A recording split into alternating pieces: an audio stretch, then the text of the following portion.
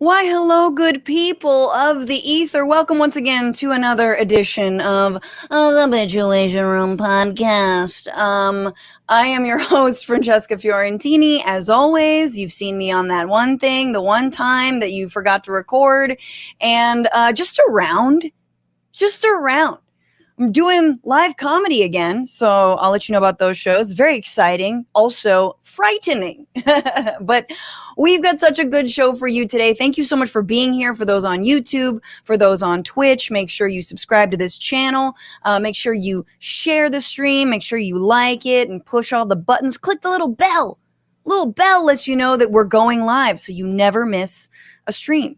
If you're listening in the future, I feel you. Like, I feel how you like to consume this show, and I appreciate you. And thank you in advance for writing a 5-star review. I read them all.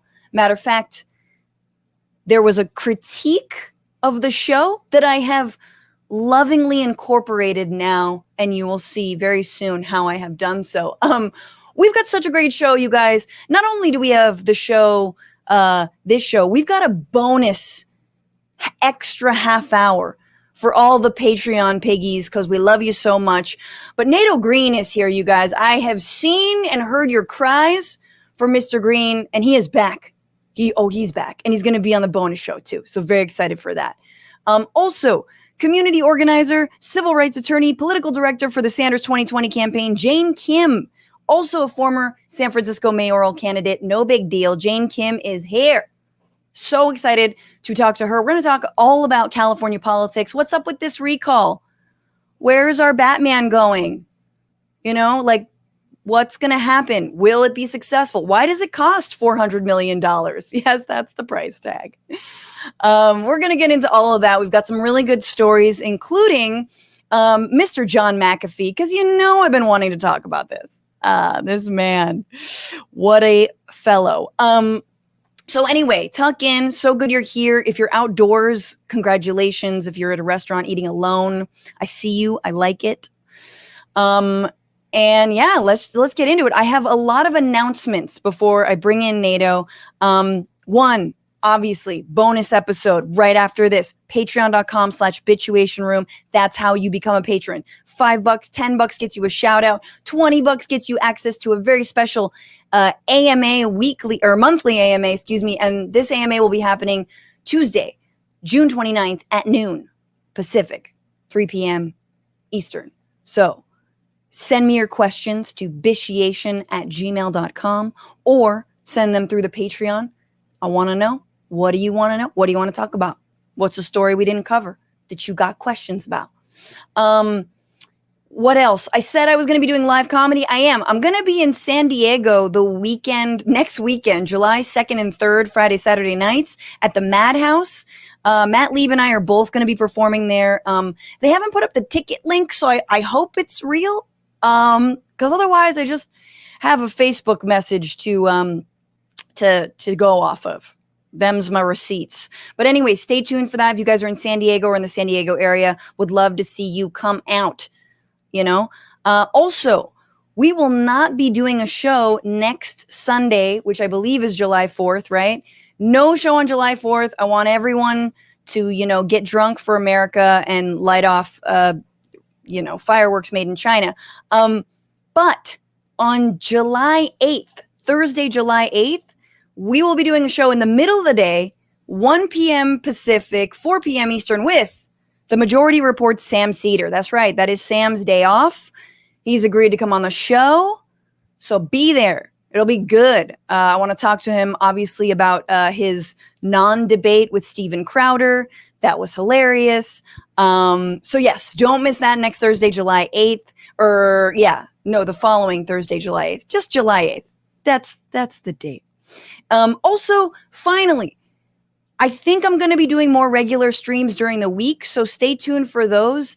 They will be free to all. If you're a patron, obviously you're just amazing anyway. But I'm going to figure out how to do more bonus content for you guys. But I'm going to be starting some midweek streams because, I'm unemployed, except for this. So that's what we're doing. And speaking of the ways that you all support me, this is a community supported show. I want to thank everybody who has become a patron, who's tipped the show, who has subscribed on Twitch. It's been a light week. I'm not going to lie. People are out. People are enjoying their lives. I support that to a degree. But I want to thank you with a brand new song, still from my boy, Kevin MacLeod. This is Neon Laser Horizon. Can we hear this? Not if you can hear me, Becca. Yes. Yeah. Huh. Thank you to Daniel S. for upping your pledge to become a $10 patron and get this shout out. Thank you to the big tippers, Karen K, coming at the last minute. I love you, Karen. You're so generous.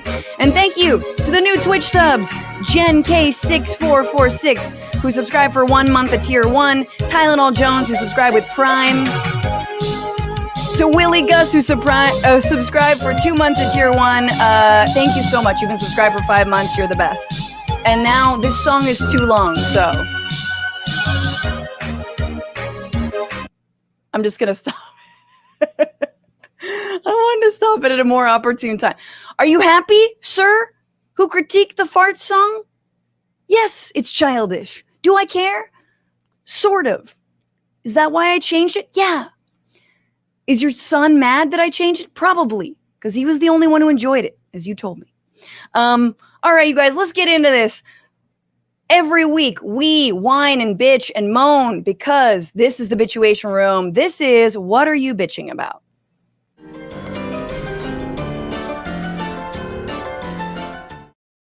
Okay, so I have a pretty... I was gonna bitch about teenagers because they are the worst version of humans. I've decided, but I can do that later. But I just found out before I went live that I don't know if you guys know this, but I lived in Argentina for 5 years, and I talk about it frequently. And my ex's grandfather, Emilio, was a really big part of my life down there. This is an old ass man who was just the best, like total anarchist, farther left than the Peronist Party, critical of Eva Perón, and Juan Manuel Perón, or Juan Domingo. What's his first name? What's his middle name? Because he was like, they worked with fascists. I don't like that, you know. Like, they provided cover for a lot of Nazis. Yeah, they had good social programs, but I'm to the left of that. We would gather every week down there. We'd have pizza and beer and hang and red wine. I saw him through his 90th birthday, his 91st, 2nd, 3rd, 4th, 5th, 6th, his 100th birthday, his 102nd birthday, which was just last December, and today he passed away. And he hated old people. He really did. He only made friends with young people, which is why we were so close. And he's just one of those old guys. We all know all of my old people that I've admired in my life they're all like old Italian anarchists, which makes sense. Shout out to Ralph DeGia, who worked at the War Resistors League with me in New York. But Emilio Lopez, te quiero mucho, te voy a extrañar. I really wish I could have seen you one last time. And it wasn't too soon because you lived a fucking full-ass life. But you were wonderful. You were an inspiration. He was an artist. He was a poet. He worked for like 30 years at an advertising agency, like hand drawing perfume bottles. Pretty amazing. And he was a good grandfather, a good husband, and a good dad, and a good friend. So I've poured a little glass of Crown Royal, which is a very nice whiskey, and he loved whiskey. So this one is, if you have got a glass, please raise it to Emilio Lopez, the Argentine anarchist grandpa who really enriched my life, and I love you.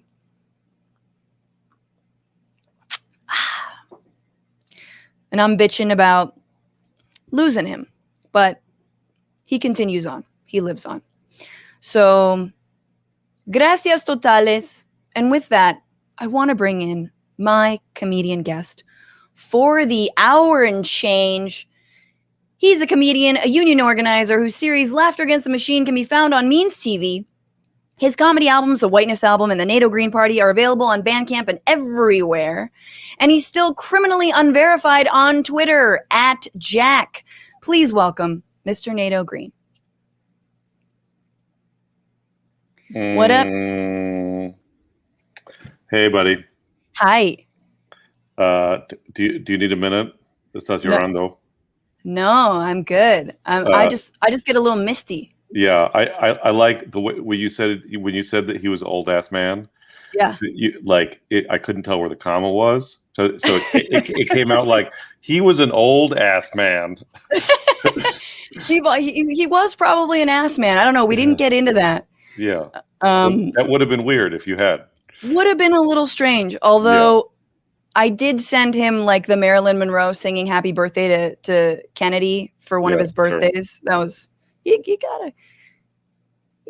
gotta sort of poke fun at them. No, he was a solid ass dude. You guys would have if you had met him, he would have been like, first of all, immediately friends on Facebook and then stalk you forever and be like, Nato, here, look at this poem. Nato, look at this thing. Look at this.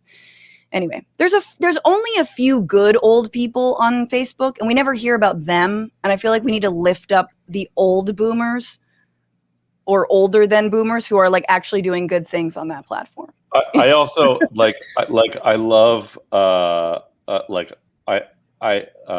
old people in my Facebook who just like don't understand the sort of syntax of social media interaction. Yeah. So like they'll comment on a picture and it'll be like, "Dear Nato, what a lovely picture. Love, Uncle Jeff," or whatever. Like we can tell it's your name is right there. That's how you comment. Yeah, right. Oh God. Nato, what are you bitching about now that I have gone so deep, but still happy, still celebrating a life? What are you bitching about this Sunday? It's been forever. The first thing I was going to bitch about beyond teenagers was that it's been too long since you've been on the show. Sorry about that. Yeah. What am I bitching about? Well, I haven't been sleeping well, and I think, and so partly it's just like getting older and like getting my family's in a different part of the country from me right now, and so theoretically I could sleep in, except my prostate disagrees, or my bladder disagrees. Like I've reached the age in life where, like, even if I'm like, I'm gonna, when I was a younger person, I was like, I don't have shit to do. I'm gonna sleep in until 10 a.m. And like now, 7:30, it's just like, oh, it's time to pee, and then I'm up. And you can't go back to bed. Sometimes yes, sometimes no. It depends. So it's just like how aging is affecting my sleeping is I'm not even that old, but there is the Rubicon is when you have to pee in the middle of the night or like in the morning and then you're just up. Right. That I think you've crossed it. I'm there. Yeah, like there was an age where I could like drink a lot and then go to sleep and sleep for 10 hours. And now if I drink a lot and I go to sleep, I have to get up and pee 11 times. When I drink and fall asleep, it's like I can get to sleep, but the literal moment I get sober, I'm awake. Does that happen to you where you're like, I'm drunk, and I'm awake because the alcohol wore off right then. Now I'm just thirsty and mad. We got to get into this week, Nato. There's so much to talk about. I'm going to see if we can do it. For the things we're not talking about, if you guys don't know, Eric Adams, former police officer, will most likely be the next mayor of New York City. Does he even live there? We don't know. Trump had his first rally back just in time to spread the Delta variant. So cheers on that. Kamala Harris goes to the border to directly tell migrants do not come. And the Supreme Court reverses a California rule that allows unions to recruit farm workers at their place of work. But for everything else, this is the week where.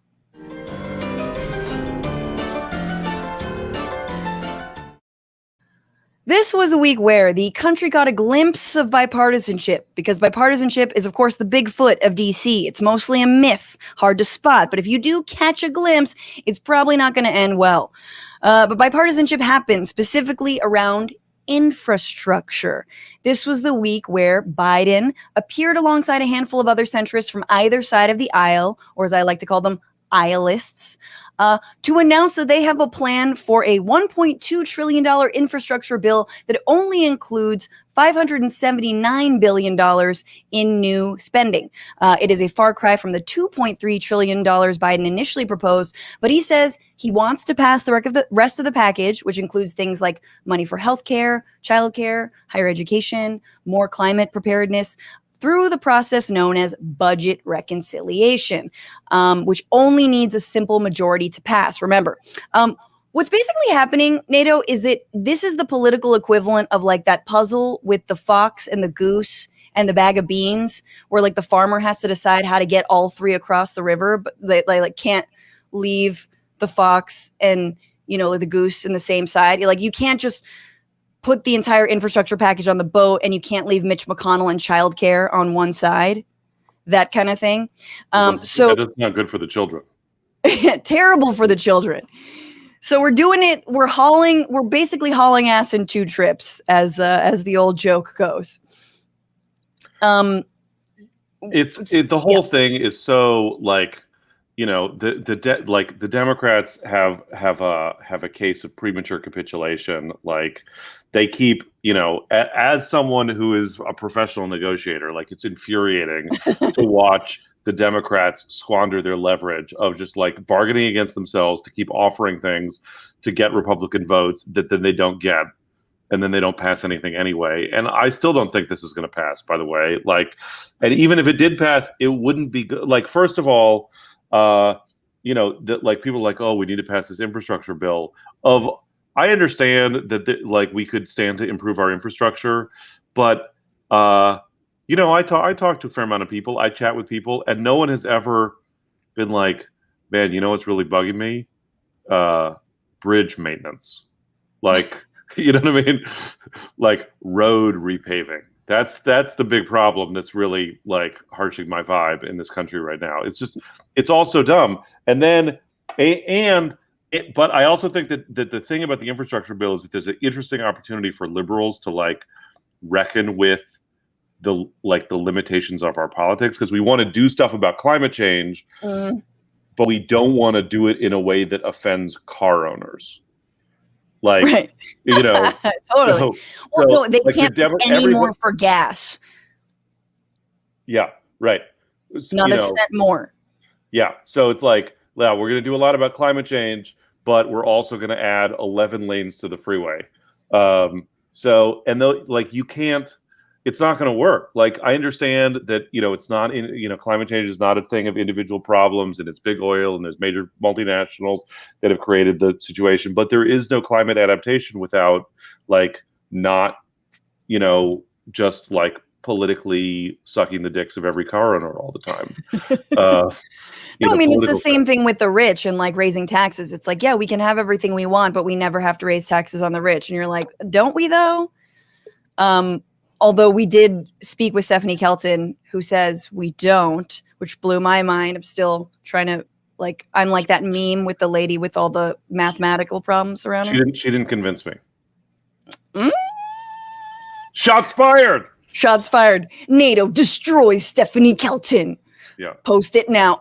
Okay, so a little more background. I hear, NATO, your cynicism, but Schumer and Pelosi are set on the idea that this will be a bipartisan bill, but then that will also pass more, that extra however many trillions of dollars in budget reconciliation, provided that the parliamentarian has no problem with this.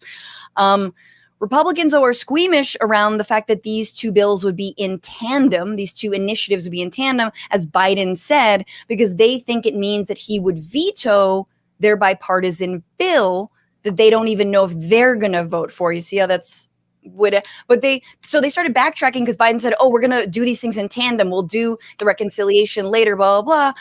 They bristled, and then Biden, like a bridge in DC, caved and said he wouldn't veto the bill if he didn't have the reconciliation part attached.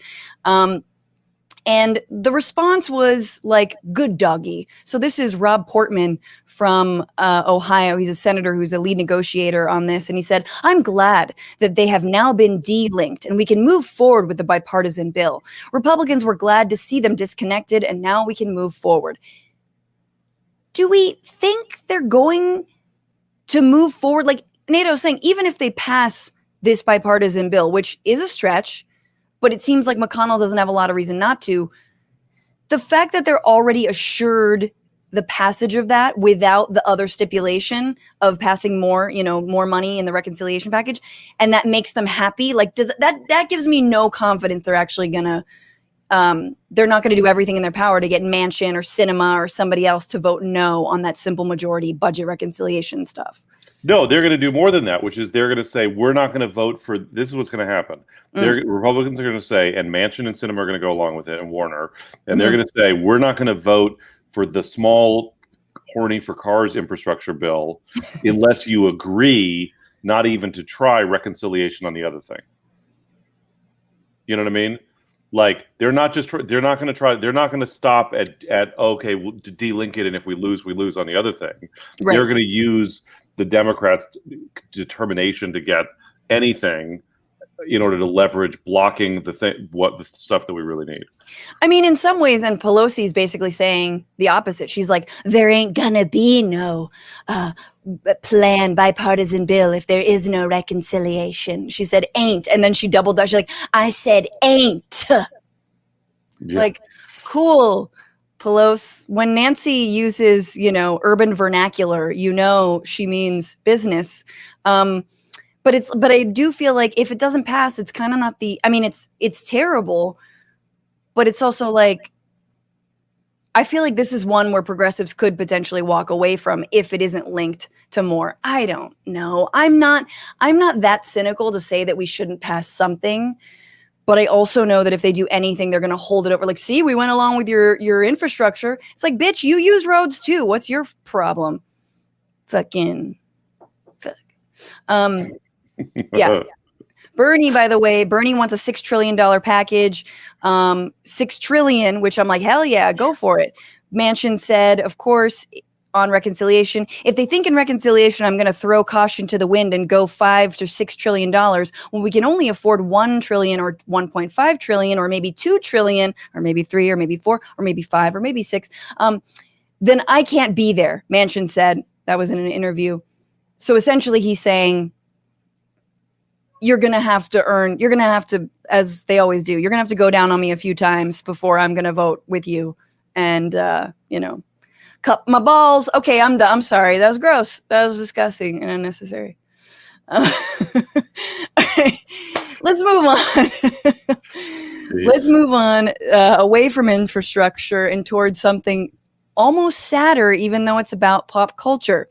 This was the week where Britney Spears told the judge and the world that she wants her conservatorship controlled by her father, Jamie Spears, to end without any conditions.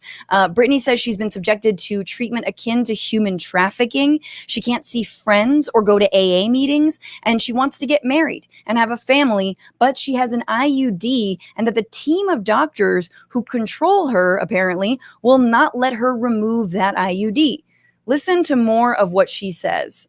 This is the audio. Part of the audio from it. After I've lied and told the whole world I'm okay and I'm happy, it's a lie. I thought I said that enough. Maybe I might become happy because I've been in denial. I've been in shock. I am traumatized. Fake it till you make it. But now I'm telling you the truth, okay? I'm not happy. I can't sleep. I'm so angry, it's insane, and I'm depressed. I cry every day, and the reason I'm telling you this is because I don't think how the state of California can have all this written in the court documents from the time I showed up and do absolutely nothing, just hire with my money another person to keep my dad on board. Ma'am, my dad and anyone involved in this conservatorship and my management who played a huge role in punishing me when I said, no, ma'am, they should be in jail. Wow. Okay, so she is basically talking about one of the themes throughout this is that, so it's like even to get the conservatorship dropped, she has to get checked over by a bunch of doctors and therapists, etc. And she's like, no more, because I literally I jumped through every single hoop, and I've talked to a million people against my will about my state, and I'm done with it. So it's a very different Britney. And if you guys haven't seen the documentary Framing Britney, you definitely should. It's on YouTube. It's great. It's like an hour. And a lot of people are jumping on the hashtag Free Britney, and including one sort of unlikely bandwagoner, which is Us Weekly. Us Weekly tweeted this, hashtag Free Britney, with a bunch of photos from a rally, I think, in Los Angeles to Free Britney. Yeah. And people on Twitter rightfully pointed out, Us Weekly, you guys have been making billions from the downfall of Britney Spears. Here's just a sampling of the many magazine covers featuring Britney. Sick! Exclamation mark. Britney the Bridezilla! Exclamation mark. Help me. Britney out of control. Time bomb. Britney storms out. Did she betray him? I mean, it's endless. It's like, damn. People are calling out Us Weekly. Shit is real. What kind of world do we live in when Us Weekly is getting canceled? Cancel culture's gone too far. Dude, this is the title of your new special. Us Weekly's getting canceled? Yeah. I've been thinking that the title of my next album should be Old Man the Movement, but The Old Man in the Movement? It's just Old Man the Movement. So is that a bowel movement? Probably. Yeah, probably. So the people don't like it's. Yes, of course, Free Britney. Like, I feel like people don't understand how insidious conservatorship is, and the idea of conservatorship is that there are people who are a threat to themselves or others, who are unable to accept treatment. Yeah. And so in order to protect them from being a threat to themselves or others, they are involuntarily placed under control of someone else. And like in San Francisco, we have politicians who are actively promoting conservatorship as a solution to homelessness. And people are like, yeah, look at this homeless people not accepting shelter. They need to be conserved. They didn't write Piece of Me or Toxic. They can't sell out the MGM Grand. Like, come on, homeless people, dance a jig, wear some sparkle. If you don't want to be conserved, then we'll care about what's happening to you. So, ooh, that's very true. No, but she has said, I mean, to her credit, it's not like she hasn't tried to draw a wedge in like, they're the mentally ill people and the homeless and me. Like, she's very much like conservatorships overall are fucked up. I don't know if she's necessarily allying herself with sort of usually who is put under conservatorship, but at least she's not saying like, I'm normal, blah. She's basically like, look, I probably do need therapy, but I also agree, like, therapy, one, isn't a reason for conservatorships. And number two, I need to have control of my money. Right. But as long as you're talking about it, you know who should be conserved is Joe Manchin, because he is a threat to himself and others. He's clearly not able to make, rational decisions, and needs to be. I'm not saying he should be executed. Squaddled. He just needs to be out of harm's way. Yeah, and I think we could just squaddle him, which is like shimmy him. It's the only way I could think of, like mushing him into like a little sparkly leotard to dance, Toxic, where right. He could just like squaddle his waddle, and then Manchin should have a residency in Vegas. It could be at Circus. Oh my God, that's such a dumb residency. The thought of I'm imagining Manchin. Like, do you remember that night we spent in Vegas? You and me? Yeah, Nato and I did a union gig in Vegas. It was fun. We did a union gig, Frantifa. We did a show. They flew us out. They put us up. We did the gig. And then we were like, well, we have a night to kill in Vegas. Let's go fucking Vegas it up. And so So then, like, we were just wandering the strip and drinking and whatever, and like around 1:00 in the morning, things got real creepy. Like, do you remember people were getting carried out of bars on stretchers? And then there were the buskers trying to get us to take the stretch limo to the this is such a funny club. This is such a funny story. This is a long story. I just remember the guy telling us about something about midgets, and he was like, "Come on, man, fucking release. You could do that. Fucking release the midgets." And NATO keeps, because this guy was like, "Come on, you can come into this limo. We go to the strip club, and they're midgets and whatever." And NATO's like, "Sir, first of all, what are the working conditions of said little people?" I had questions about the logistics. And number two, what are the little people for? And he was like, just like fucking release. And we were like, just gaping mouth open, like, are you seriously saying that to us? We're good on that, man. And so anyway, Joe Manchin, fucking release, Circus. October 2021. I think it's just release. No fuck. Yeah. I love this. All right, we got to move on to something almost more bizarre than the thing that we just mentioned. This was the week where antivirus software billionaire and noted libertarian and likely murderer and man who used to pay women to doo-doo in his mouth. I mean, who among us? John McAfee was found dead by apparent suicide in a Spanish prison. McAfee was arrested at the Barcelona airport in October last year on a warrant issued by prosecutors in Tennessee for allegedly evading more than $4 million in taxes. The Securities and Exchange Commission also accused him of earning $23 million by making misleading and outright false recommendations for cryptocurrency investments.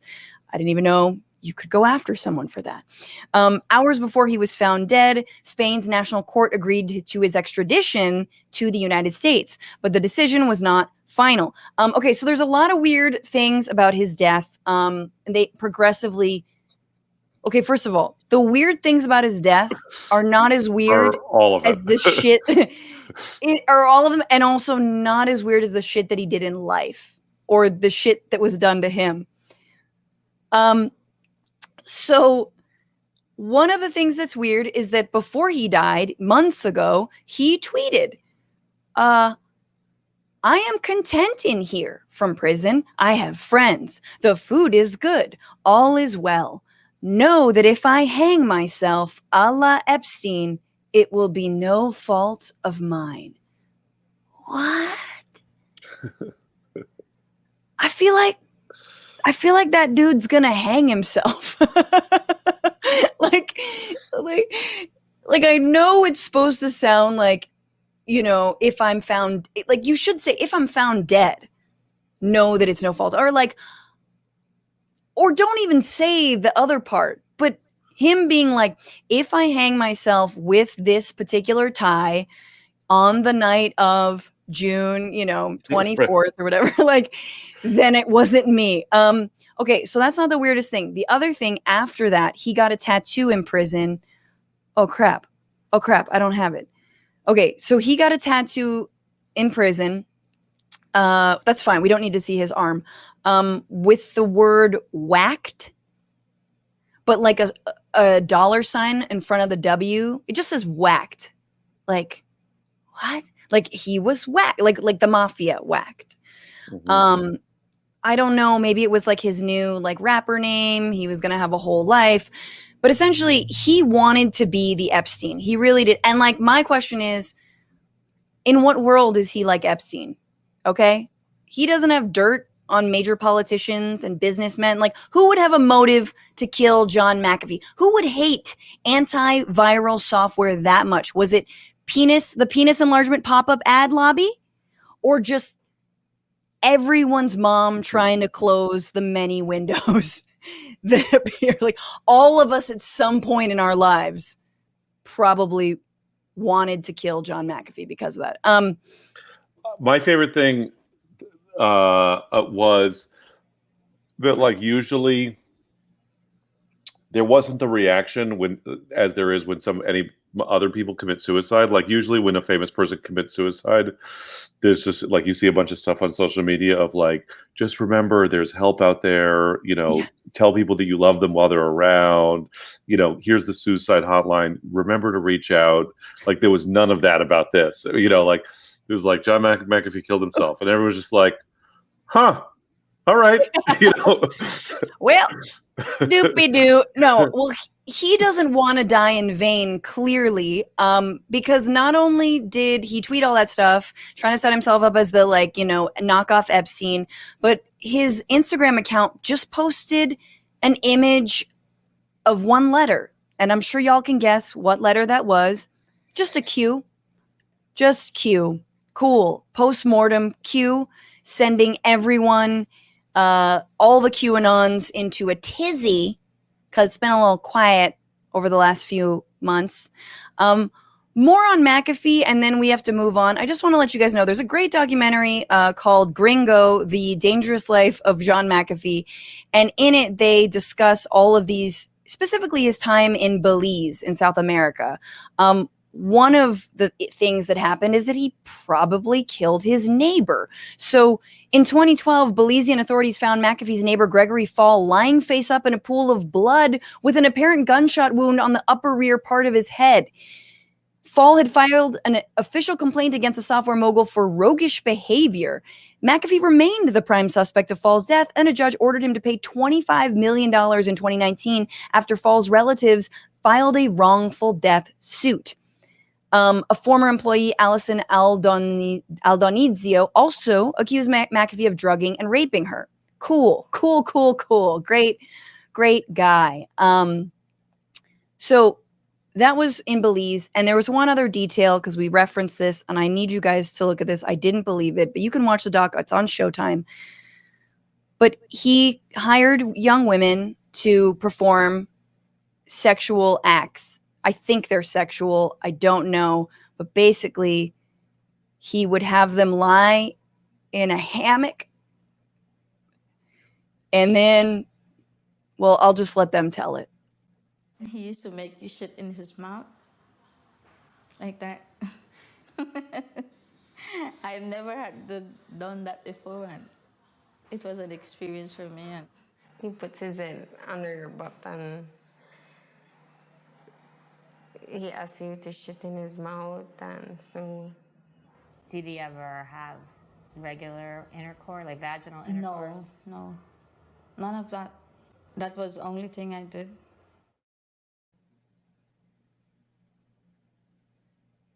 Oh my God. Now, I just want to say these women, I think, were paid. One of them was like, I was trying to put myself through school. And hopefully, although we don't know if he did anything else to them, which I wouldn't put past, but the man had a disgusting kink, very particular, Nato. Hammock poo. I would find it difficult to poo from a hammock. I just think, you know what I mean? Like, I just don't think that, I don't think we appreciate the elegance of the design of the toilet seat enough. That, like, and how much a toilet seat is designed to optimize a pooping experience. Yeah, it's very difficult. Like, there's nothing stable there to, like, you know, would you hold onto the sides? I'd find it very difficult, especially under pressure. Yeah. I just think it's really funny that these ladies are like, yes, I would shit in his mouth. Anyway, welcome, Jane Kim. Anyway, welcome, community organizer. And no, I want everyone Jane. to see it. This is a dignified show. First of all, this show, I changed the fart song for this show. Yeah. And for Jane. No, you guys, do with that what you will. No kink shaming, but the guy was a piece of shit. And that's fucking hilarious. I don't care. I will laugh at that in the middle of the night, in my sleep. I will laugh at that forever. All right, you guys, we got to move on. A couple comments before we go to Jane. Bipartisanship, DJ Pamari, 1964's Japan's first bullet trains were put in service, and the first Beatles album was released. 2021, the U.S. still has no high-speed trains and overbridges and Miami housing units. Amen. Martin, I keep forgetting about Schumer on account of Mitch McConnell actually running the Senate. Honestly, I thought wasn't it a joint thing? Mitchell Evans, so we should rename it Manchinima Party. The Manchinaman candidate. On Britney, Zero Cool says, this is mental abuse beyond repair. Absolutely. And good for her for speaking out. On McAfee, Olivia Alley, on conspiracy TikTok, he's connected to the Miami building collapse. Of course. Why not? Sure. It collapsed. It was like the poop in his, anyway. Joshua Mowdy, I mean, I'm surprised they allowed him to hang out there this long. In prison or in Belize. Either way. Thank you guys so much. Hey, patreon.com/bitchuationroom. Nato and I are going to continue to talk about our experience in Vegas after this show. But for now, she's been waiting in the wings, subjected to this chicanery. I don't know what I was going to say. She's a community organizer and civil rights attorney was at civil rights attorney at Lawyers for Committee for Civil Rights before serving on the San Francisco Board of Supervisors. She's a fierce affordable housing advocate. Her landmark initiatives include establishing a medical respite shelter for aging and sick homeless residents, making community college free for all SF residents, and passing the strongest and most progressive minimum wage law in the nation. Most recently, she served as the National, Regional, and California Political Director for Bernie Sanders 2020. She's currently the Senior Advisor for Build Affordable Faster California and the Sanders Institute. Please welcome Jane Kim. Hi. Hi. Can you hear me? We can. Can you hear us? Good. Yeah. Oh, I'm sorry about that. Jane, it is so good to have you here. Thank you for making the time. I have been thinking about you during this week because of New York and what happened in the mayoral race there. And you went through your own mayoral race in the city of San Francisco that also used ranked choice voting. And so this is New York City's first time using ranked choice voting. It was very much a disorganized campaign season, to say the least, in New York. And Eric Adams, arguably definitely not a progressive, appears to be the victor. But a lot of people are like, how does ranked choice voting help progressives? I don't get it. You ran for mayor in 2018. Ranked choice voting was in place. You ran alongside another progressive, Mark Leno, who ended up coming in within very small percentage points of London Breed, San Francisco's mayor. And you guys kind of campaigned almost together like a 1-2 slot. Just talk to me about ranked choice and what you think the prospects for progressives to win in future elections could be. Mm-hmm. I think the big issue with the New York City mayoral primary is not ranked choice voting.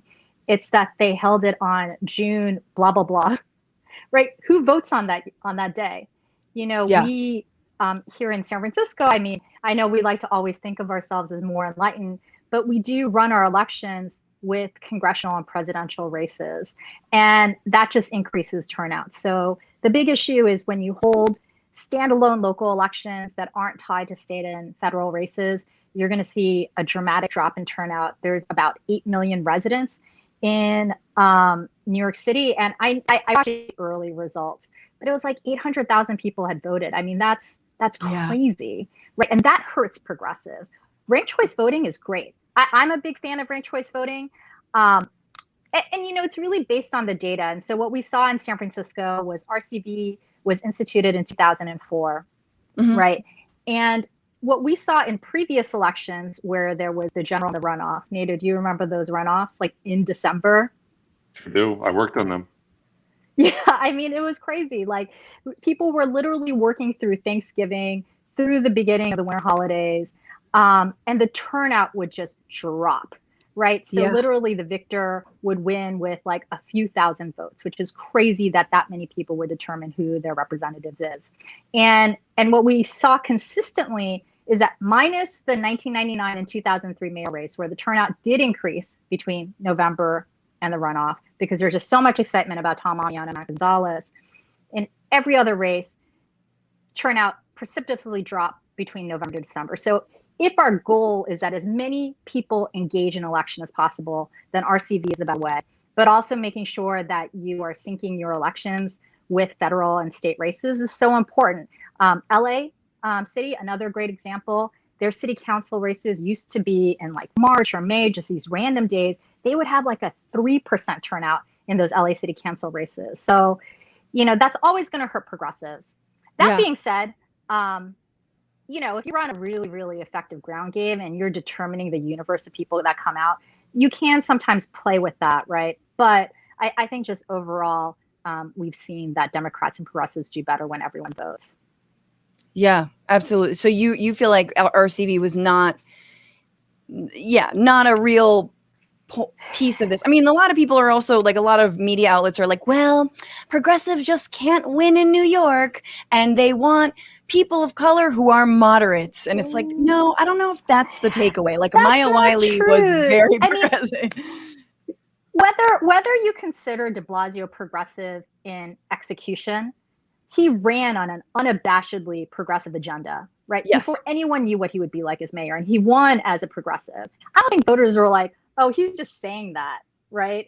And then he's going to become, I don't even think we can call de Blasio moderate. But so I disagree with that. Clearly, progressives can win citywide. It is easier for progressives to win in smaller races because a really solid ground game can beat out more money in a smaller race. If you can door knock every door in your district, and we see this in San Francisco, and we frankly see this throughout the state of California, which we'll talk about as you talk about where is California headed. I see progressive candidates consistently win in smaller geography, and they beat out the candidate with more money because they're able to knock on more doors. Yeah. Oh, one more thing I'll say about RCV though. It is true, you do have to run a public campaign with candidates endorsing each other. So Mark and I came out about a month early. We endorsed each other. We actually paid for ads, signifying that we wanted our supporters to rank either of us 1 or 2. Yeah. If you just hope that people can guess who the progressive candidates are or who the moderate candidates, it just doesn't work that way. Voters don't operate like insiders. They're not like, oh yeah, these are the 3 that I'm supposed to pick between. You have to make it, you kind of have to put it on a platter, and you have to have the field campaign go out and do the same. Here are the 3 candidates, put them in any order. These are the ones that are going to fight for our communities.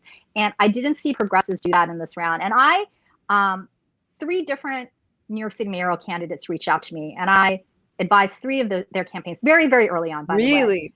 Early? Oh, wow. Very early. Some reached out to me in 2019 to ask me how we did RCV. People were just curious, right? And I happily gave my time, sometimes to the candidates directly, but people were scared.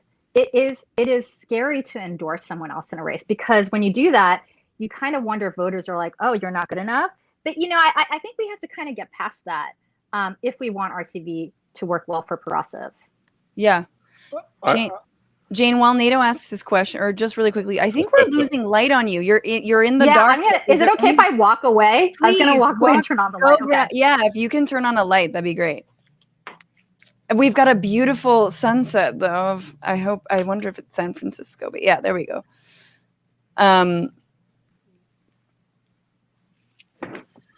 Oh, amazing. Amazing. And it's the magic hour. Your lighting is perfect now. Thank you. I mean, I'll be honest. I have become over the years disillusioned with RCV, because just based on my experience in San Francisco, because I agree with you about what you're saying about turnout. I have come to feel like if it was up to me, the system would be like, for local races, we would have the first round in June or whatever, and then the runoff on the November election. Yeah. So that it would be locked into whatever the state primary cycle is. Because I'm open to that for the mayoral race. Yeah. That is the only race where the turnout increases when there's only 2 candidates. But for board of supervisors, DA, city attorney, I mean, there's a huge drop off between the general and the runoff. But you're right, the mayoral race is the one race where the turnout does increase between the general. But why are you so negative on RCV? Well, because sorry to interrupt you. No, it's fine. This is as a heterosexual cisgendered white guy, it is my form of reparations to never be offended when people interrupt me. To never finish a sentence. There you go. Yeah, I don't mind if people. Anybody can interrupt me. I don't care. So because voters are ideologically incoherent, most people are, And so like that the idea that like before RCV in any election, there's going to be some number of marginal candidates. Like there's somebody in every election, if you go back and look, there's some like, there'll be the major candidates who are the most funded. And then there's going to be a handful of people who are, maybe like 1% of votes are up for grabs.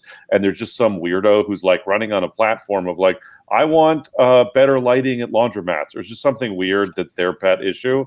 And like with that, and there was statistical noise, but because like suddenly their second and third, if it's a close race, their second and third choice matters. So I've seen campaigns where there's some marginal person who's like trying to negotiate political concessions for their, who would be irrelevant, we don't want to stop them from running, but like they're, just like some like vanity wingnut candidate. But they want like, I want to be, I want to get the key to the city in exchange for saying that I endorse you for my second choice candidates. That's why I also feel like there's not enough information about like not ranking people, like that you don't have to rank, and I feel like that started with like a little bit of Yang and a little bit of like don't rank Yang or Adams, but like that came in like the day of the election. People were like progressives like don't rank Yang or Adams, like. It's just like it works fine when there's 3 or 4 candidates, but like we've had these races, Jane, in San Francisco where there's like 19 candidates, and it takes 15 rounds of RCV before we know what the deal is, and then people who get 500 votes are suddenly deciding the fate of the future. I just like that part of it I find challenging. I don't think there's a perfect election system, and I think in every single one. They're just, you're always going to have to work, and I think progressives are always going to be working up against the system, no matter what it is, RCV, not RCV, there's always going to be an issue. And so I think I was leaned into, well, I want to be in the race where the most people are voting, not necessarily because that's the election that I have the best opportunity, but I just from a level of principle, I think that we need to prioritize turnout so that representation happens. But I think that there are challenges to any kind of election. So, when moderates are all arguing about this and that, I'm just like, it doesn't matter. I mean, you guys have a ton of money. You're always going to be running whatever game, regardless of, whatever rules we put up. In fact, one of the kind of more humbling things maybe, as a progressive, and I was certainly one of those supervisors, I put forward more stringent ethics regulations during elections on campaign finance, on advertising, on mailers. And what we found over the years is that all that happened is that all the grassroots progressive candidates were the ones that got dinged and fined when we looked at the Department of Ethics history, because they were the ones that couldn't afford the treasurers, the accountants, the lawyers, to figure out all the rules. They just got caught in the quagmire of all the rules that we had set up to protect the integrity of our elections. And by the way, they were all done with good intention. And the candidates with the most money, they had a barrage of consultants and attorneys and accountants that made sure that they figured a way around the rules, right? And not to say that those rules shouldn't be in place, but it's just an example of how important money is, and ultimately how it is really worth the value of taxpayer dollars. It is a good investment on behalf of taxpayer dollars if all of our races were publicly financed. Yes. And candidates couldn't take money from anyone else. Then taxpayers would finally get truly represented by the people who were running, because their campaigns would be funded by them. I really think that this is a great investment of taxpayer dollars. And I hope we talk about the wealth tax. I am also similarly not convinced, but I have heard Stephanie talk about this. The wealth tax of not needing it. Well, okay, so let's talk about California politics a little bit more. And we have a really generous super chat from Raul Davila. Thank you so much. Who asks whether progressives will eventually be leaders of the Democratic Party, since more are winning in safe Democratic strongholds like New York and California. Pelosi from San Francisco, Schumer from New York. I think Raul is saying as the people who definitely need to be replaced potentially by more progressive contenders. Let's stick to California politics. What are your where do you see us going? You know, we obviously had, we have Dianne Feinstein, whose own staff is saying that she is not necessarily equipped to finish her term. You know, you have Nancy Pelosi, who is, for better or worse, most oftentimes holding back, but like, you know, the Speaker of the House. And then you have the California, I mean, that's nationally, but then here, in our state Senate and our state legislature, you also have a lot of moderates and a lot of people who are bought off by, like, let's say, the real estate or the fossil fuel industry, right? To be totally frank. I know that's a lot. There's not a specific question, but maybe ask about the progressive future in this state. Well, first of all, there's a lot of things to be disappointed by in California, right? And in fact, 2020, I think a lot of pundits said that, you know, California is not as liberal as it is, that it's, you know, the election results was a gut check for liberals. I saw that in the New York Times because, you know, voters rejected affirmative action. They said no to closing corporate tax loopholes to fund public education. And they voted down very basic worker rights like healthcare and paid sick days for gig workers. So all around, did not look great for California. That being said, I think California is still moving to the left. A couple of things. One, 25 years ago in California, we had a Republican governor. We were passing really hateful anti-immigration and, of course, anti-affirmative action bills and super excessive tough on crime bills. You know, 3 strikes and you're out. Now, every statewide elected official is a Democrat. And we have a supermajority in our state legislature, although I think we forget about things like that because we haven't passed a wealth tax. We haven't banned fracking. We can't even ban just new fracking permits. Forget the existing ones. We can't even ban new fracking permits, right? In fact, there are more fracking permits that were approved in Governor Gavin Newsom's first 2 years than, you know, in the previous kind of the years prior to that. Very basic police reform we were unable to pass last year. And every month we're fighting for the eviction moratorium, which I know that you want to bring up later today. But, you know, rewind a couple of months to March 2020, and Senator Sanders resoundingly won the state of California.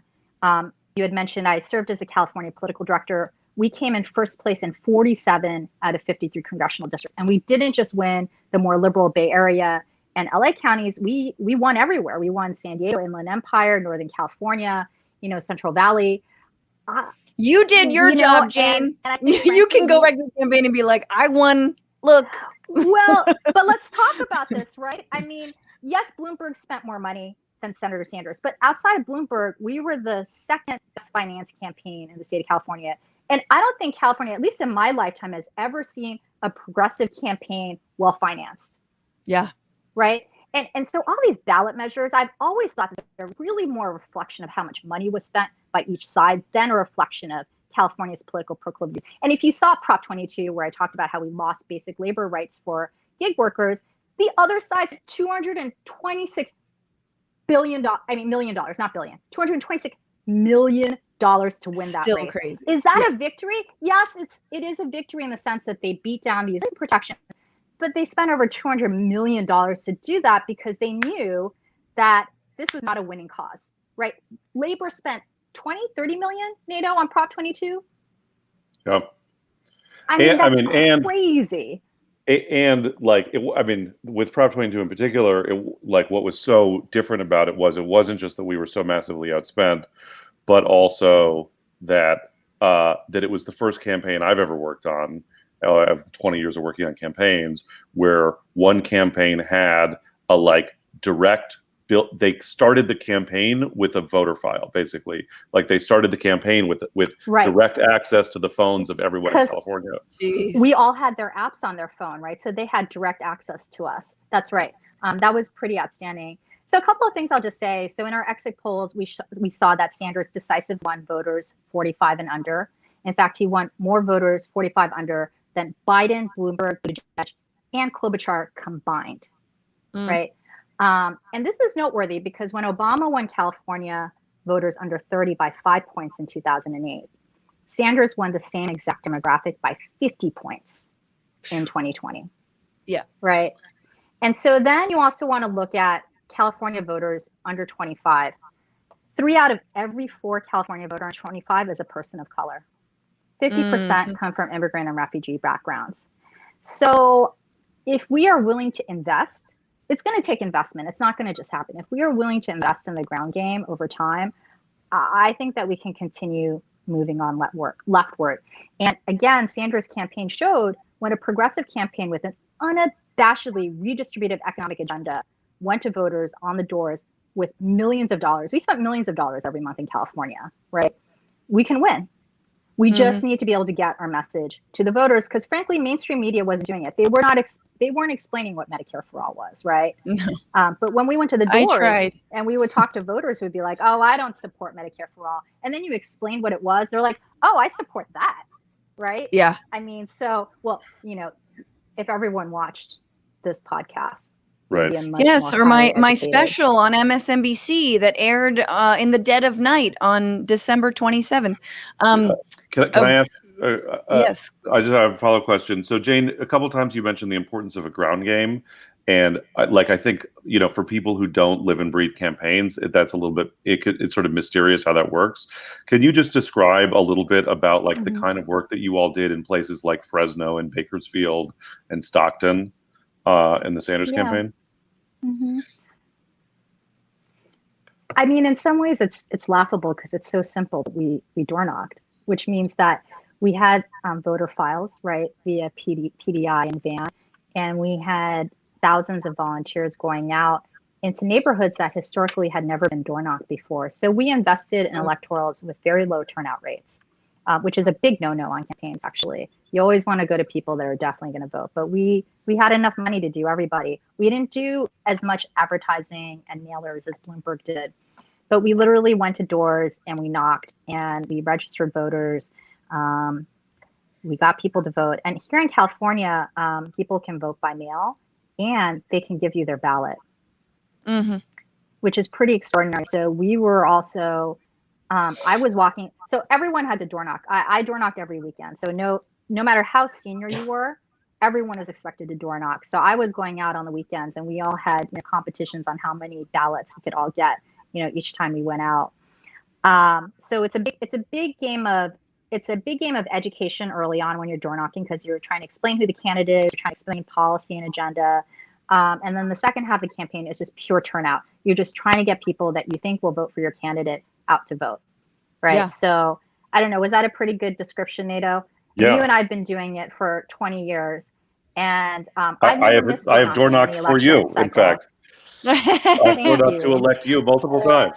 Yeah, full disclosure. Yeah. I did a little ad for you and Mark Leno in 2018. That was fun. I do want to refocus on. Yeah, so good, so close. I do want to refocus on California politics. We don't have that much time, but we have a. Sorry, just to backtrack, I feel like what you're saying is that the grassroots up is how we're going to get better representation than Feinstein and Pelosi. That it's going to take more door knocking. I mean, more grassroots than we've seen, I think. And there's it sounds like what you're saying is that you can't win elections without talking to the voters. Sucks. It seems pretty complicated. Well, you technically could win elections without talking to voters, but they're usually not our candidates, unfortunately, right? Bloomberg did it, but yeah, I mean, he didn't win, but I wanted to go to the California politics. Airwaves. Oh, yes, he did, indeed. We have that I just fun. Want to mention one more thing. Yeah.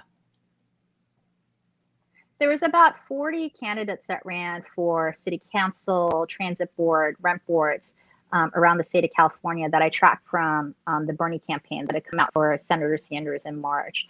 And I actually went around the state and door knocked for a lot of them. They were all outspent, but they all ran in tinier races where, again, they were able to door knock every door. Because when you have a small geography, a campaign, even that has less money, you can door knock every door, right? And out of those 40 candidates, 30 of them won. And out of the 30 candidates, 30 were women of color, and every single one of the 30 was LGBT, a woman, or a person of color. And they all ran on the same campaign platform as Senator Sanders. So Medicare for All, Green New Deal, wealth tax, etc. I thought that was, again, very promising. When you can get to the doors, when you talk to people in person, you know, our candidates do win. Yeah. Well, so scaling it is hard, though. Yes. I mean, talking about it on a different level, on the governorship level, we have, you know, Gavin, who is facing a recall that might cost California something like $400 million. But I guess we've got budget surplus, even though I can't get my unemployment check.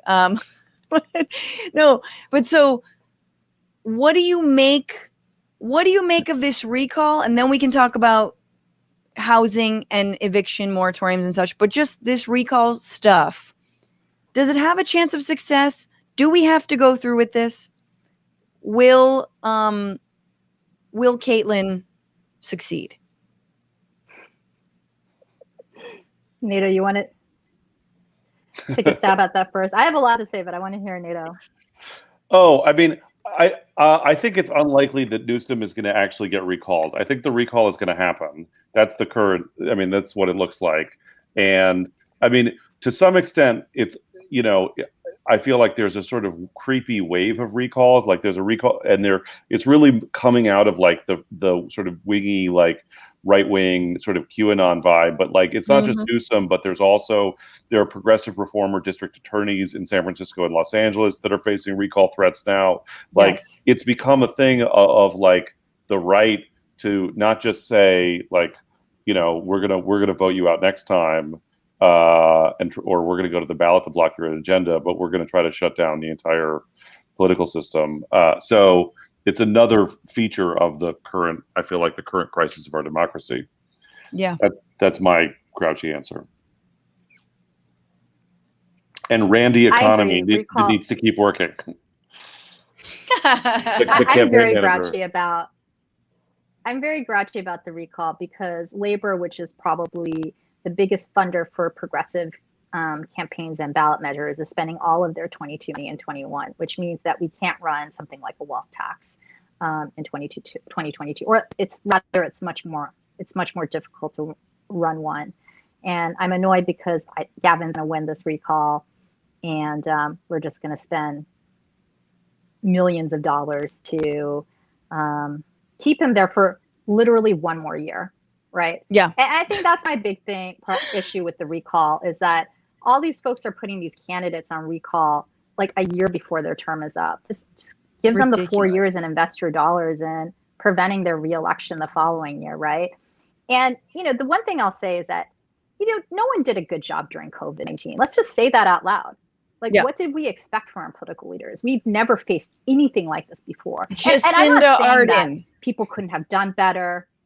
Right. And there were definitely people that really skirted their duties, right, during COVID-19. Sure. But I would say the vast majority of our public health officials, our mayors, our governors, they did their best, and we lost a lot of lives. It was really heartbreaking, and political leaders had never faced anything like this before, right? So the stream of people wanting to recall everyone for doing a bad job during COVID, I mean, come on, right?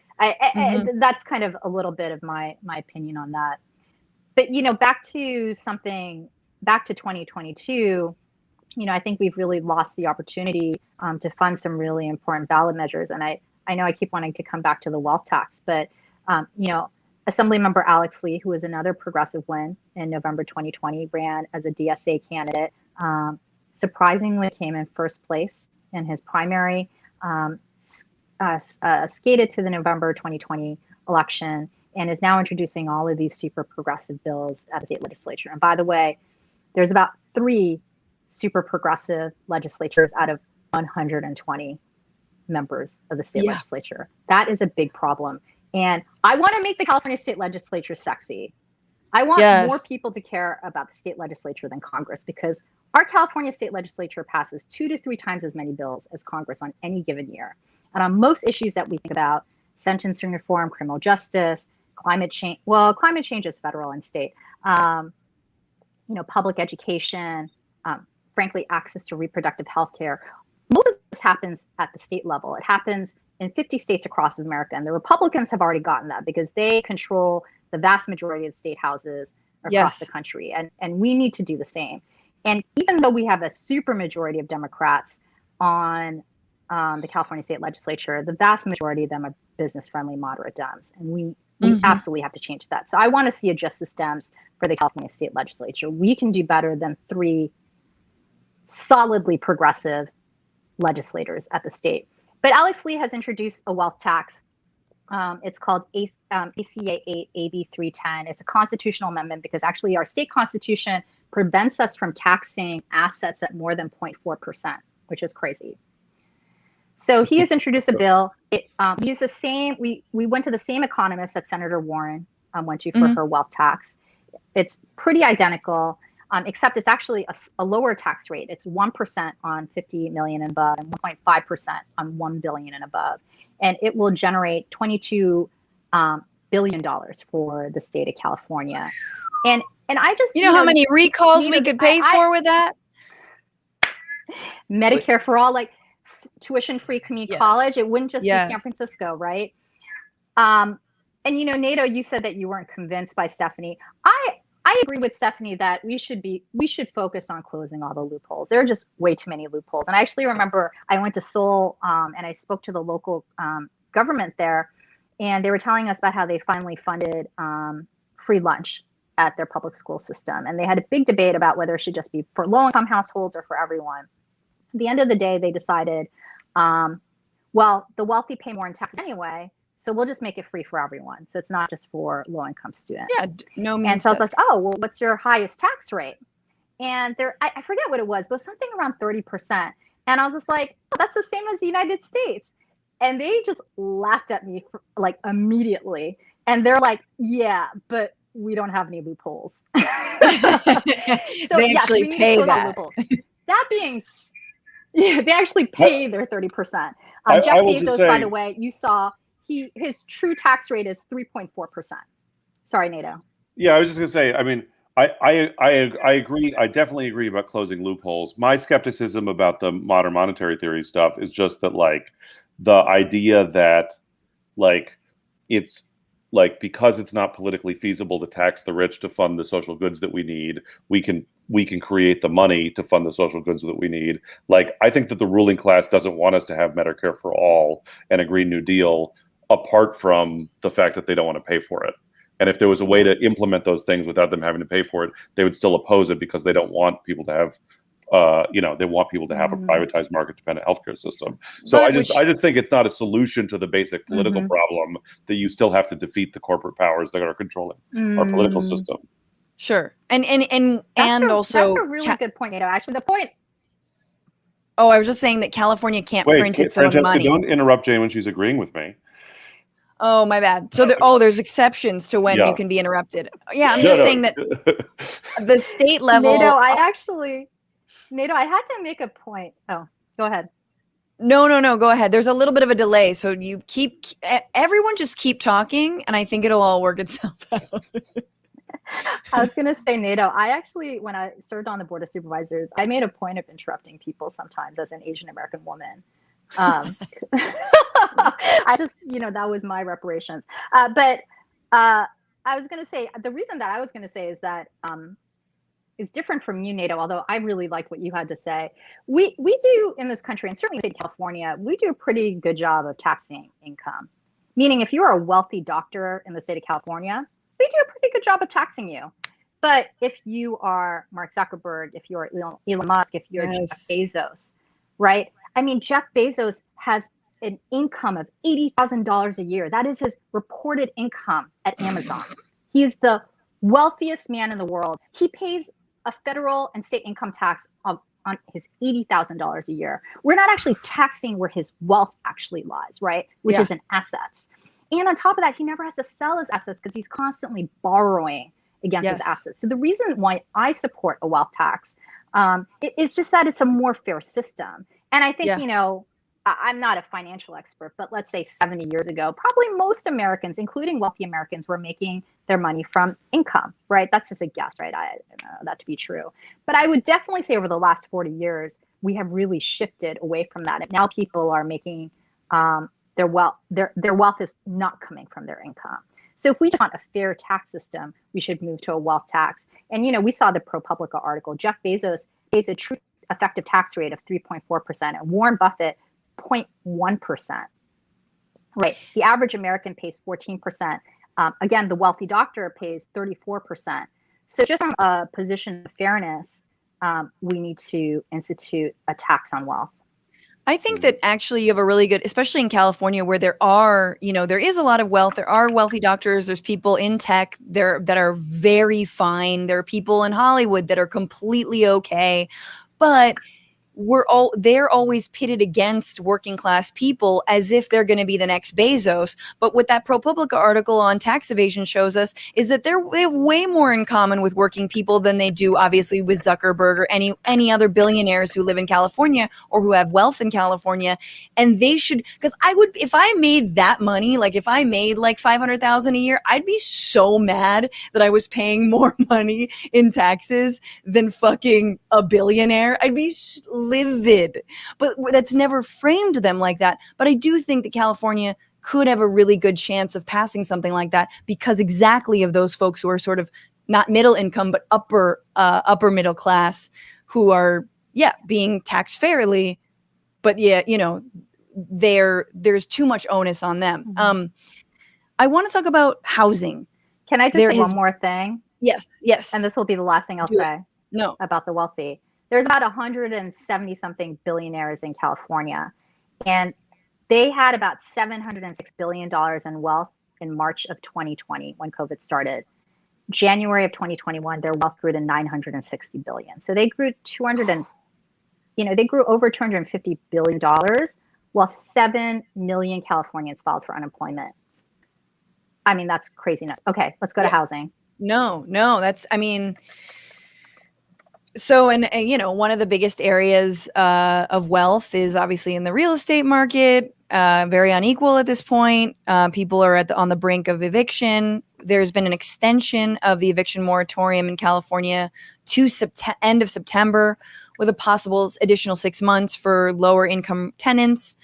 Then this big announcement from Gavin Newsom about paying back rent, back rent 100% to the landlords who are owed by many tenants throughout the state.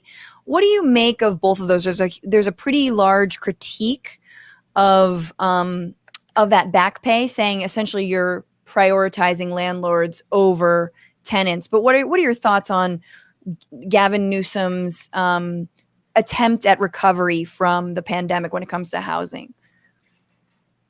It's one of the most frustrating things about all the recall stuff is that people are scared to criticize Gavin Newsom when he does bad things because they don't want to feed into the recall. And certainly the eviction stuff, I'm sure you are too, Jane. Of the people that I know who work in the Capitol and work on state level policy are frustrated that they're supposed to sit on the sideline while Newsom does something stupid around evictions. Because they can't criticize because of the recall. Yeah. It's really been interesting to see this more socialist side of Governor Newsom and President Biden. In some ways, it feels like we kind of won in terms of the progressive agenda, even if, it's not President Bernie Sanders. There's a lot that's coming out of both executive offices that, frankly surprised me. It's not everything I want to see. I'm not saying it's, what President Sanders would be putting out, because you already talked about the infrastructure proposals that differ between him and Biden. But I'm frankly surprised by the social investments that they are both calling for in this time. And I mean, I hope that it's an indication that progressives are winning the communications game, and that Gavin understands that in order to beat back his recall, that he needs to be supporting the majority of Californians and not the few. That being said, he has been a big shill for real estate as we've seen. And the fact that we have to fight every 3 months to extend the eviction moratorium and to fully fund the rent debt was incredibly disheartening, given the stories of the tenants that we were hearing from and all the jobs that were lost to keep people safe. I mean, people literally stopped working so that people wouldn't die, right? I mean, that's why people weren't going to work. And, and we have to support that. Absolutely.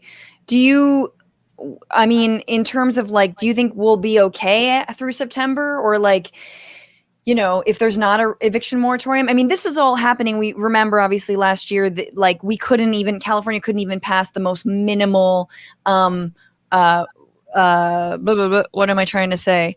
Rent control. Just the most minimal rent control we weren't able to do. And again, we've talked about how messed up, Nato and I have talked a lot about how messed up the ballot system is in the state. But without rent control, it feels like we're still just plugging up these holes left by the pandemic.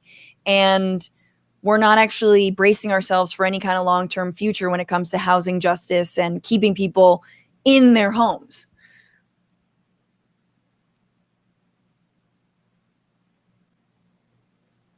I know I'm that brilliant. I just let it sit and just let it ride. I mean, one thing I will say is that unfortunately, housing and real estate is not treated any differently from other industries, right? So the protections that we afford landowners are the same protections that we see afforded to oil and coal and frankly, all of the corporate industries that you see out there.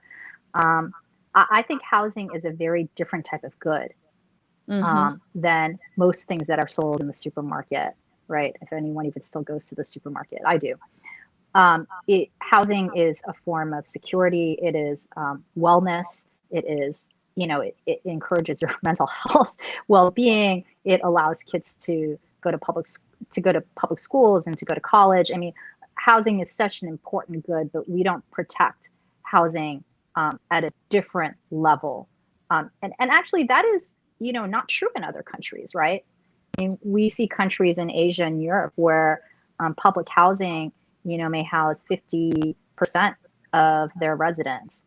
And so when you know, it was really Reagan, he was the one to first start slashing HUD's budget, right, back in 1980. Well, it started with Nixon, but really Reagan. And then Reagan, Bush, and Clinton slashed HUD's budget by 50%.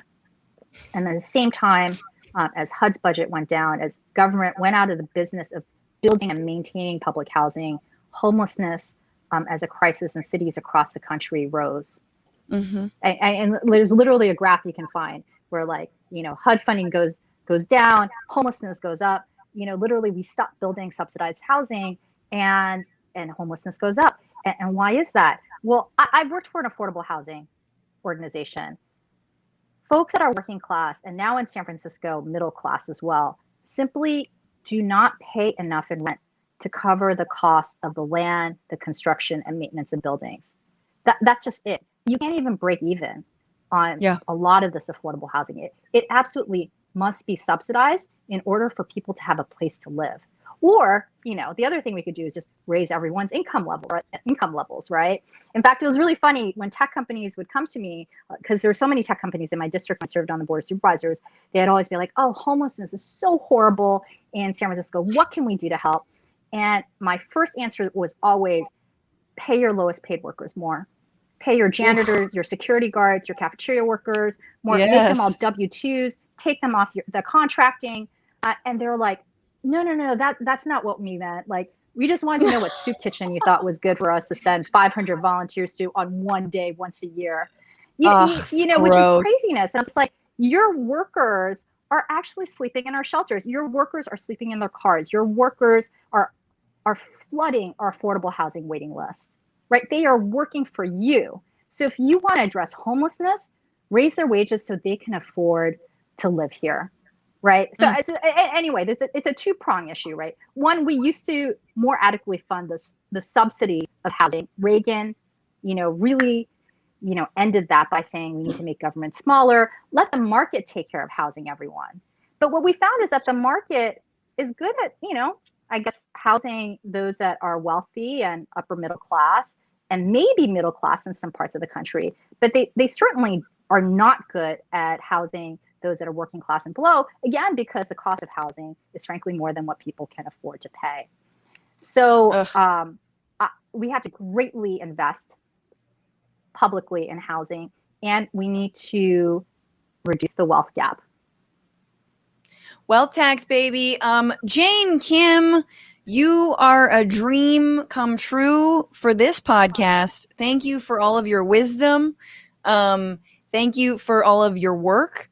Thank you for handing Bernie California. I was part of hundreds of people, by the way. No. Don't be modest. It was single-handedly you. No. No. I door knock every door in California. Exactly. You should see my shoes. Please come back, share your wisdom once again, and thanks for all of the stuff that you're doing. We have to wrap because we went long, and 'tis what it is. But everybody follow Jane on Twitter. Jane, what's your Twitter handle? It's at Jane Kim. Oh, there it is. Follow Jane Kim at Jane Kim on Twitter, and stay tuned for all the wonderful things she's doing at the Sanders Institute and beyond. Thank you so much. Take very good care. Good to see you, Jane. And Nato Green, we got a bonus episode to get to, so we had to forego our final segment, but we'll do it another week. Where can the people find your lovely work, Mr. Nato Green? At Mr. Nato Green on Instagram, Nato Green on Twitter. I have some comedy albums out. The best way to buy the albums to get there's no Patreon, but the best way to support the comedy of Nato Green financially is to buy my albums on Bandcamp. The Whiteness album on Bandcamp. Do that. All right, everybody. And remember, we're going long. We got 20 more minutes or 30 or something coming at you, me and Nato, in 5 minutes. Patreon.com/Bitchuation Room. That's where you can find us. But before I sign off, just a few comments. Zena Kamel on YouTube. There's so much tension in California. We have a lot of Republicans who are still mad about the election. Some days are just more tense than others. Ugh, I feel like you live in Orange County. But yes, you're right. You're right. Laura McMullen, thank you. No, they want to keep us sick and overworked so we don't fight back. People working 3 jobs to survive don't have time to look up real info and make their lives better. That's 100% true. Andrew Martin, thank you as always. I thought you win elections by buying them and suppressing voters. Yeah. Me too. Taking a page out of the Mitch McConnell handbook. And thank you so much for the super chats, Kimberly McNaught, Anthony Weiner, Raul Davila, Zena Kamel, and to the new Twitch subs, Brandy Lou 2, Tumbles025, Froger, Daniel McConkey, Lizzie Nepon, the amazing Andrew, Leftover Zach, and Elirar Eads. And hey guys, follow the Bitchuation Room on Twitter at BitchuationPod. Everybody go over, follow the Twitter account. Shout out to Ellie Hoffman for doing such great work on that. And thank you to everyone who works on the show. Becca Roofer, Max Inhov, Ellie Hoffman, Alexandra Orns. Remember, we're here every Sunday except for July 4th. I will be doing more streaming. We got your AMA on Tuesday. And we've got a little bit more right after this. Become a patron right now. We're talking about Cuba vaccines. COVID-19 vaccines in Cuba. And we're talking about Alexandria Ocasio-Cortez's new challenger. You don't want to miss her. She's fucking hilarious. All right, y'all. Fight the patriarchy. Fuck the patriarchy. Fight the power. And don't just bitch about it. Be about it, guys. See you soon.